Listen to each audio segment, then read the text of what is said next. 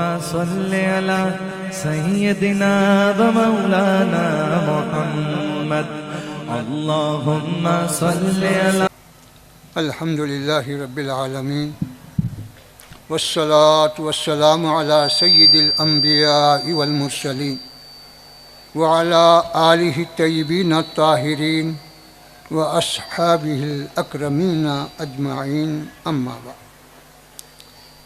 بزرگان ملت، برادران عزیز،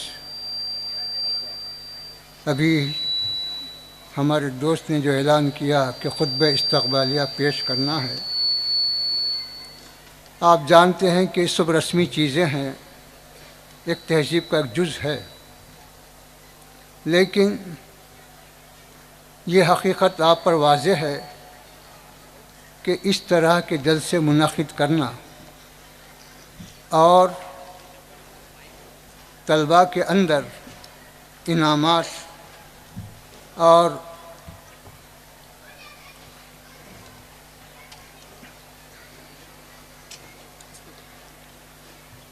طلباء میں انعامات کا تقسیم کرنا، دستار بندی و خلت سے ان کو نوازنا، ایک تو ان کی ہمت افزائی ہے، دوسرے لوگوں کو تشویق دلانا ہے کہ دیکھو علم دین سے، اسلام سے، مذہب سے تعلق اور وابستگی رکھنے والوں کے لیے ہم کو کیا کرنا چاہیے۔ اسلام، ابھی آپ نے طلباء سے سنا عربی میں، اردو میں اور انگریزی میں کہ اسلام کی حقیقت کیا ہے، اسلام کی جو ہے صحیح تعلیمات کیا ہیں، یہ پیش کرنا ہماری ذمہ داری ہے، اور اس کو آپ اپنی دولت کے ذریعے سے نہیں سمجھا سکتے۔ کسی اعتراض کرنے والے کے اعتراض کا جواب آپ کسی عبادت کے ذریعے نہیں دے سکتے۔ عبادت بہتر چیز ہے، اچھی چیز ہے، خدا سے قریب کرتی ضرور ہے، لیکن اعتراض کا جواب عبادت سے نہیں، علم و حکمت سے ہی دینا ہوگا۔ سامنے والا آپ کی عبادت کو نہیں دیکھتا، سامنے والا آپ کے زہد و ورع تقوی کو نہیں دیکھتا، سامنے والا جس نوعیت سے آپ پر اعتراض کر رہا ہے، جس نوعیت سے وہ اسلام پر سوال اٹھا رہا ہے، اس کا جواب اسی طرح آپ کو دینا ہوگا۔ چنانچہ حضرت امام اعظم رضی اللہ تعالی عنہ کے زمانے میں، اسی زمانے سے اعتراضات شروع ہو گئے، گمراہ فرقے پیدا ہوئے، کچھ جدید تہذیب اور جدید ہوا کا اثر ان پر ہونے لگا، تو اسلام کی تعلیمات پر، احکام پر اعتراضات کا دور بھی شروع ہوا۔ چنانچہ ایک دہریہ آ کر حضرت امام اعظم رضی اللہ تعالی عنہ سے سوال کرتا ہے کہ آپ بتلائیے کہ اللہ سب سے پہلے ہے، جب کہتے ہیں قدیم ہے کہتے ہیں، تو اللہ سے پہلے کیا؟ تب آپ خود سوچئے کہ اعتراض کرنے والے کو تو آپ یہ نہیں کہہ سکتے کہ تیرا اعتراض غلط ہے، تیرا کوئی جواب نہیں ہے، تو بدمعاش ہے، تو نالائق ہے، تو گمراہ ہے، اس طرح کا تو جواب نہیں دیا جا سکتا۔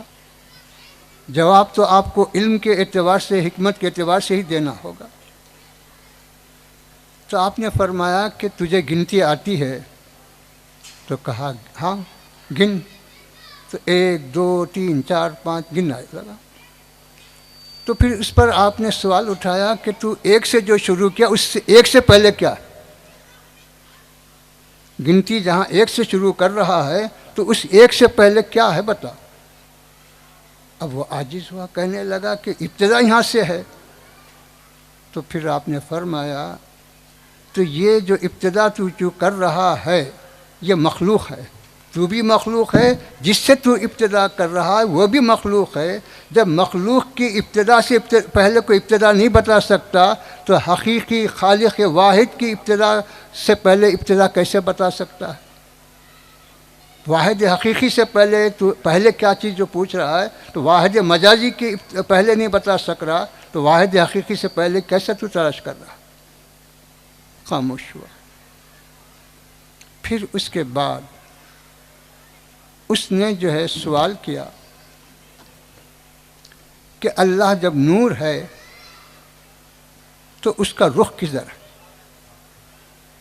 مشرق کی طرف، شمال کی طرف، جنوب کی طرف یا مغرب کی طرف ہے کدھر؟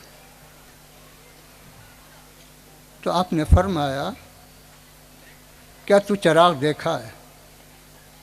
تو ہاں دیکھتا ہوں، روزانہ گھر میں جلتے ہیں چراغ۔ تو چراغ کی جو روشنی ہے وہ نور ہے؟ تو ہاں نور ہے۔ تو کیا تو بتا سکتا ہے کہ اس کی روشنی کا رخ مغرب میں ہے یا مشرق میں ہے یا شمال میں ہے یا جنوب میں ہے؟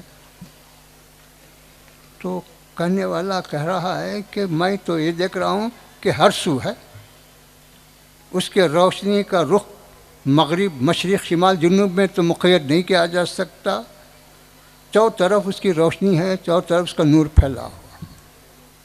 تو آپ نے فرمایا کہ نور مجازی کا تو رخ متعین نہیں کر سکتا تو نور حقیقی کا رخ کیسے متعین کر سکتا؟ تو ساکت ہوا، خاموش ہوا۔ پھر اس کے بعد اس نے کہا کہ اچھا یہ تو ٹھیک ہے، لیکن یہ بتلائیے کہ اس وقت اللہ سبحانہ و تعالیٰ کیا کر رہا ہے؟ اب آپ خود غور کیجئے، کیا کوئی اللہ کی سخت دیکھ رہا ہے، دیکھ سکتا ہے؟ یا وہاں تک کوئی رسائی حاصل کر سکتا ہے؟ تب جواب کس طرح سے دیا جائے گا؟ کون سی کتاب سے دیا جائے گا؟ کون سی حاشیے میں آپ تلاش کریں گے؟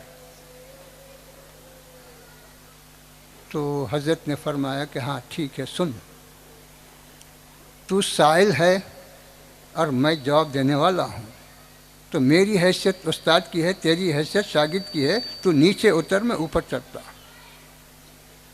تو اچھی بات ہے، ٹھیک ہے کیا؟ تو اس پہ آپ نے فرمایا کہ اس وقت اللہ تجھے ذلت دے رہا ہے اور مجھے عزت دے رہا ہے، اللہ یہ کرے۔ تو میرے بزرگوں اور دوستو، اس طرح کے بے شمار واقعات اور بے شمار مناظرے ہماری کتابوں میں درج ہیں، صحابہ سے بھی ثابت ہیں، تابعین سے بھی ثابت ہیں، تبع تابعین سے، ائمہ سے، بہت سارے بزرگوں سے ایسے واقعات ثابت ہیں۔ لیکن اس کا مقصد کیا ہے؟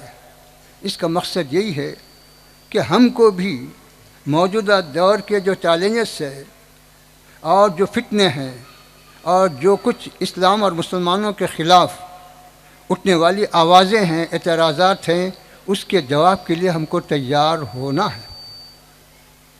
ہم یہ کہہ کر خاموش نہیں رہ سکتے کہ ہم بیکار چیزوں میں نہیں جاتے، اس سے ہمارا تعلق نہیں ہے، ایسا ہم کہہ کے خاموش نہیں رہ سکتے، اور اسلام کی طرف سے کوئی مدافع ایسے نہیں کر سکتے۔ تو اس وجہ سے بزرگوں نے اسی مقصد کے تحت دینی مدارس کو قائم فرمایا، اور حضرت شیخ الاسلام علیہ الرحمہ لکھتے ہیں کہ دینی مدارس کے قیام سے علماء کا یہ مقصد ہرگز نہیں ہے کہ کل مدارس دینی بن جائیں، بلکہ دنیاوی مدارس بھی ہوں، انجینئرنگ کے کالجز ہوں، ڈاکٹری کے کالجز ہوں، قانون کے کالجز ہوں، اور جتنے شعبے حیات ہیں جس سے بھی جو متعلق ہے اس کا ایک کالج، مدرسہ، یونیورسٹی ہونا چاہیے۔ چنانچہ جب علی گڑھ یونیورسٹی قائم ہوئی تو اس وقت سر سید کے عقائد سے، ان کے خیالات سے علماء کو سخت اختلاف تھا، اور ہونا بھی چاہیے، لیکن اس کے باوجود انہوں نے مسلمانوں کی تعلیم کے لیے جو یونیورسٹی قائم کی، اس کے بارے میں سوال کیا گیا، کیا ایسے یونیورسٹی کو، ایسے مدرسے کو چندہ دینا جائز ہے؟ تو اٹھا کے دیکھی فتاوی نظامیہ جو 150 سال پہلے شائع ہوا، اس میں لکھا گیا کہ ایسے مدارس کی امداد یہ نہ صرف جائز ہے بلکہ مسلمانوں پر واجب ہے کہ ایسے مدارس قائم کیے جائیں تاکہ ملت اسلامیہ میں ہر قسم کے افراد موجود رہیں۔ تو یہ ہے کہ یہ مقصد نہیں ہے کہ سب کے سب دینی مدرسے بن جائیں، سب کے سب یہ ہے نہیں ہے۔ جس طرح یہ آپ ڈاکٹری کا کالج رکھتے ہیں، انجینئرنگ کا کالج رکھتے ہیں، قانون کا رکھتے ہیں، اسی طرح جب تک کہ دینی مدارس قائم نہ ہوں اور کام نہ کریں تو آپ اپنے دین کی حفاظت نہیں کر سکیں۔ آپ اپنے بدن کی تو حفاظت کر سکیں گے، اپنی عمارتوں کی حفاظت کر سکیں گے، پھر دین کی حفاظت کا ذریعہ کیا ہے؟ تو دین کی حفاظت صرف دینی مدارس کے ذریعے ہی ہو سکتی ہے، علم دین کے ذریعے ہی ہو سکتی ہے۔ اسی طرف رغبت دلانے اور جو مدرسے کام کر رہے ہیں ان کی کارکردگی کو واضح کرنے کے لیے آپ حضرات کو زحمت دی جاتی ہے ہر سال۔ اس سال بھی اسی مناسبت سے آپ کو زحمت دی گئی، آپ سب تشریف لائے، یہ ہمارے لیے باعث مسرت ہے اور آپ کے لیے بھی باعث برکت ہے کہ دینی مجالس میں بیٹھنا، سننا، وقت گزارنا یہ اللہ کے پاس باعث اجر و ثواب ہے۔ میرے بزرگوں اور دوستو، اسی مناسبت سے میں آپ کا خیر مقدم کرتا ہوں رسمی طور پر، لیکن یہ بات کہتے ہوئے کہ یہ مدرسہ آپ کا ہے۔ خیر مقدم تو غیر کا کیا جاتا ہے، لیکن ایک رسمی طور پہ ہے، یہ کسی شخص کا، کسی جماعت کا، کسی گروپ کا نہیں ہے۔ حضرت شیخ الاسلام نے اس جامعہ کو قائم کرتے ہوئے اپنے خاندان کے کسی فرد کو اس میں شریک نہیں کیا، دخیل نہیں، بلکہ ملت کے حوالے کی، اور آج تک وہ ملت کے افراد کے ہاتھوں ہی چلا آ رہا ہے، اور انشاءاللہ تا صبح قیامت یہی ملت کے افراد اس کی خدمت کرتے رہیں گے اور اس کاروان علم و فن کو آگے بڑھاتے رہیں گے۔ اس کے ساتھ ساتھ آپ کے سامنے جو ہے یہ حقیقت بھی واضح کروں کہ حضرت شیخ الاسلام نے وہ کتابیں جو قدیم ہو گئی تھیں، جن کی اشاعت کے کوئی اسباب اور وسائل نہیں تھے، ان کے لیے دائرۃ المعارف قائم فرمایا، جس کی وجہ سے سارا عرب جو اسلامی ممالک ہیں وہ ہندوستان سے واقف ہوئے اور یہاں کے علماء کی خدمت سے روشناس ہوئے۔ اسی طرح اور ایک تنظیم یہاں کے علماء نے، جامعہ کے فارغین نے قائم کی، جس کا نام مجلس احیاء المعارف النعمانیہ ہے۔ اس مجلس کے تحت وہ ائمہ کی کتابیں جو دنیا میں جن کے صرف نام سنے جاتے تھے یا کہیں کسی ملک میں ایک آدھ دو نسخے پائے جاتے تھے، ان کتابوں کی تحقیق کر کے، ان کتابوں کے نسخوں کو فراہم کر کے اس کے اوپر اپنے تحقیقات اور اپنے تمام جو ہے تشریحات اور اس کے اوپر حاشیے لکھ کر اس کو شائع کیا، جس میں سر فہرست حضرت علامہ ابو الوفا الافغانی علیہ رحمہ ہیں اور دیگر آپ کے ساتھی علماء ہیں۔ تو میرے بزرگ اور دوست، یہ ایسے خدمات ہیں جو دیکھنے میں تو نہیں آتی، لیکن دیکھنے والا، جاننے والا جانتا ہے کہ یہ حقیقت کیا ہے اور اس کی نوعیت کیا ہے۔ صرف یہ ایک بات کہہ کر اپنی بات ختم کرتا ہوں۔ ایک عرب محقق حضرت ابو الوفا علیہ رحمہ مجلس احیاء المعارف النعمانیہ کا نام سن کر جب آیا حیدرآباد، تحقیق کرتے ہوئے آپ کے مکان پر جب پہنچا تو دیکھا کہ ایک پرانا سا مکان ہے، جس کے اندر کتابیں الماریوں میں رکھی ہوئی ہیں، کچھ اور طرح سے رکھی ہوئی ہیں۔ اس نے پوچھا کہ اس کا دفتر کہاں ہے، اس میں کام کرنے والے کتنے لوگ ہیں اور اس کی فنڈنگ کیسی ہے؟ تو بتلایا گیا کہ یہاں کام کرنے والی ایک ہی ذات تھی، اس کا کوئی دفتر نہیں ہے اور اس کے کوئی عملہ تنخواہ یاب کوئی اور نہیں۔ تو وہ سر پکڑ لے کے کہتا ہے کہ ہم ساری دنیا میں دیکھتے ہیں کہ اس طرح کے کام کے لیے ایک بڑی عالیشان عمارت بنائی جاتی ہے، ایک بڑا عملہ متعین کیا جاتا ہے جس کی بھاری سے بھاری تنخواہیں ہوتی ہیں، اور وہ اپنے مقررہ وقت پر یہ کام انجام دیتے ہیں کہ ایک ضعیف آدمی ایک پرانے گھر میں اور اتنا سرمایہ جمع کرے اور تنہا ایک کام کرے، یہ تو عقل اس کو جو ہے وہ کیا کہنا چاہیے، حقیقت کے طور پہ تسلیم نہیں کر سکتے۔ لیکن دیکھ کے کہنے لگا کہ اب ماننے پہ ہم مجبور ہیں، تو اللہ جس سے کام لینا ہے لیتا ہے۔ تو یہ جو حقائق ہیں، ابھی کتابیں شائع ہونے والی جو ہیں اور جو شائع ہو چکی ہیں اس کی فہرست بھی آپ سن چکے ہیں۔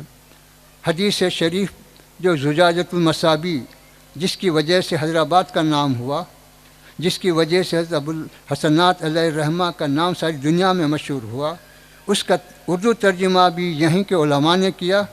اب اس کا انگریزی ترجمہ یہیں کے ایک عالم میرے دوست سعید بن مخاشن، جو مانو یونیورسٹی کے پروفیسر ہیں، یہاں کے مولوی کامل ہیں، وہ کر رہے ہیں، اور جس کے نظر ثانی میرے دوست سید بدیع الدین صابری صاحب کر رہے ہیں، جس کے 3 حصے شائع ہو چکے، آج بھی ایک حصہ منظر عام پہ آ رہا ہے۔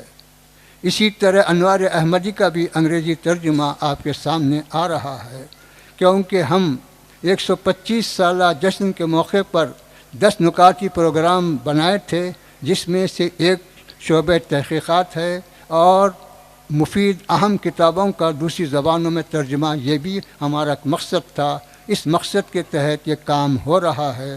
اللہ سے دعا ہے قائم کیے جائیں تاکہ ملت اسلامیہ میں ہر قسم کے افراد موجود رہیں۔ تو یہ ہے کہ یہ مقصد نہیں ہے کہ صاحب سب کے سب دینی مدرسے بن جائیں، سب کے سب یہ ہے نہیں ہے۔ جس طرح یہ آپ ڈاکٹری کا کالج رکھتے ہیں، انجینئرنگ کا کالج رکھتے ہیں، قانون کا رکھتے ہیں، اسی طرح جب تک کہ دینی مدارس قائم نہ ہوں اور کام نہ کریں تو آپ اپنے دین کی حفاظت نہیں کر سکیں۔ آپ نے بدن کی تو حفاظت کر سکیں گے، اپنی عمارتوں کی حفاظت کر سکیں گے، پھر دین کی حفاظت کا ذریعہ کیا ہے؟ تو دین کی حفاظت صرف دینی مدارس کے ذریعے ہی ہو سکتی ہے، علم دین کے ذریعے ہی ہو سکتی ہے۔ اسی طرف رغبت دلانے اور جو مدرسے کام کر رہے ہیں ان کی کارکردگی کو واضح کرنے کے لیے آپ حضرات کو زحمت دی جاتی ہے ہر سال۔ اس سال بھی اسی مناسبت سے آپ کو زحمت دی گئی، آپ سب تشریف لائے، یہ ہمارے لیے باعث مسرت ہے اور آپ کے لیے بھی باعث برکت ہے کہ دینی مجالس میں بیٹھنا، سننا، وقت گزارنا، یہ اللہ کے پاس باعث اجر و ثواب ہے۔ میرے بزرگ اور دوستو، اسی مناسبت سے میں آپ کا خیر مقدم کرتا ہوں رسمی طور پر، لیکن یہ بات کہتے ہوئے کہ یہ مدرسہ آپ کا ہے۔ خیر مقدم تو غیر کا کیا جاتا ہے، لیکن ایک رسمی طور پہ ہے، یہ کسی شخص کا، کسی جماعت کا، کسی گروپ کا نہیں ہے۔ حضرت شیخ الاسلام نے اس جامعہ کو قائم کرتے ہوئے اپنے خاندان کے کسی فرد کو اس میں شریک نہیں کیا، دخیل نہیں، بلکہ ملت کے حوالے کی، اور آج تک وہ ملت کے افراد کے ہاتھوں ہی چلا آ رہا ہے، اور انشاءاللہ تا صبح قیامت یہی ملت کے افراد اس کی خدمت کرتے رہیں گے اور اس کاروان علم و فن کو آگے بڑھاتے رہیں گے۔ اس کے ساتھ ساتھ آپ کے سامنے جو ہے یہ حقیقت بھی واضح کروں کہ حضرت شیخ الاسلام نے وہ کتابیں جو قدیم ہو گئی تھیں، جن کی اشاعت کے کوئی اسباب اور وسائل نہیں تھے، ان کے لیے دائرۃ المعارف قائم فرمایا، جس کی وجہ سے سارا عرب جو اسلامی ممالک ہیں وہ ہندوستان سے واقف ہوئے اور یہاں کے علماء کی خدمت سے روشناس ہوئے۔ اسی طرح اور ایک تنظیم یہاں کے علماء نے جامعہ کے فارغین نے قائم کی، جس کا نام مجلس احیاء المعارف النعمانیہ ہے۔ اس مجلس کے تحت وہ ائمہ کی کتابیں جو دنیا میں جن کے صرف نام سنے جاتے تھے یا کہیں کسی ملک میں ایک آدھ دو نسخے پائے جاتے تھے، ان کتابوں کی تحقیق کر کے، ان کتابوں کے نسخوں کو فراہم کر کے اس کے اوپر اپنے تحقیقات اور اپنے تمام جو ہے تشریحات اور اس کے اوپر حاشیے لکھ کر اس کو شائع کیا، جس میں سر فہرست حضرت علامہ ابو الوفا الافغانی علیہ رحمہ ہیں اور دیگر آپ کے ساتھی علماء ہیں۔ تو میرے بزرگ اور دوست، یہ ایسے خدمات ہیں جو دیکھنے میں تو نہیں آتی، لیکن دیکھنے والا، جاننے والا جانتا ہے کہ یہ حقیقت کیا ہے اور اس کی نوعیت کیا ہے۔ صرف یہ ایک بات کہہ کر اپنی بات ختم کرتا ہوں۔ ایک عرب محقق حضرت ابو الوفا علیہ رحمہ مجلس احیاء المعارف النعمانیہ کا نام سن کر جب آیا حیدرآباد، تحقیق کرتے ہوئے آپ کے مکان پر جب پہنچا تو دیکھا کہ ایک پرانا سا مکان ہے، جس کے اندر کتابیں الماریوں میں رکھی ہوئی ہیں، کچھ اور طرح سے رکھی ہوئی ہیں۔ اس نے پوچھا کہ اس کا دفتر کہاں ہے، اس میں کام کرنے والے کتنے لوگ ہیں اور اس کی فنڈنگ کیسی ہے؟ تو بتلایا گیا کہ یہاں کام کرنے والی ایک ہی ذات تھی، اس کا کوئی دفتر نہیں ہے اور اس کے کوئی عملہ تنخواہ یاب کوئی اور نہیں۔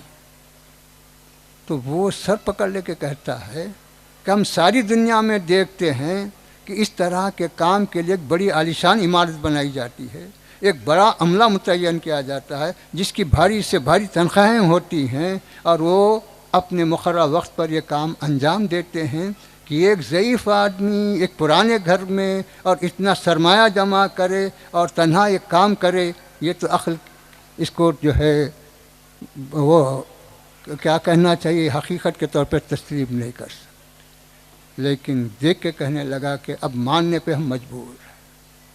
تو اللہ جس سے کام لینا ہے لیتا ہے۔ تو یہ جو حقائق ہیں، ابھی کتابیں شائع ہونے والی جو ہیں اور جو شائع ہو چکی ہیں اس کی فہرست بھی آپ سن چکے ہیں۔ حدیث شریف جو زجاجۃ المصابیح، جس کی وجہ سے حیدرآباد کا نام ہوا، جس کی وجہ سے حضرت ابو الحسنات علیہ رحمہ کا نام ساری دنیا میں مشہور ہوا، اس کا اردو ترجمہ بھی یہیں کے علماء نے کیا۔ اب اس کا انگریزی ترجمہ یہیں کے ایک عالم میرے دوست سعید بن مخاشن، جو مانو یونیورسٹی کے پروفیسر ہیں، یہاں کے مولوی کامل ہیں، وہ کر رہے ہیں، اور جس کے نظر ثانی میرے دوست سید بدیع الدین صابری صاحب کر رہے ہیں، جس کے 3 حصے شائع ہو چکے، آج بھی ایک حصہ منظر عام پہ آ رہا ہے۔ اسی طرح انوار احمدی کا بھی انگریزی ترجمہ آپ کے سامنے آ رہا ہے، کیونکہ ہم 125 سالہ جشن کے موقع پر 10 نکاتی پروگرام بنائے تھے، جس میں سے ایک شعبہ تحقیقات ہے اور مفید اہم کتابوں کا دوسری زبانوں میں ترجمہ، یہ بھی ہمارا ایک مقصد تھا۔ اس مقصد کے تحت یہ کام ہو رہا ہے۔ اللہ سے دعا ہے کہ اللہ اس کو قبول فرمائے، اس جامعہ کو ترقی دے۔ صلی اللہ علیہ وآلہ آلہ وصحبہ وسلم برحمتک یا ارحم الراحمین۔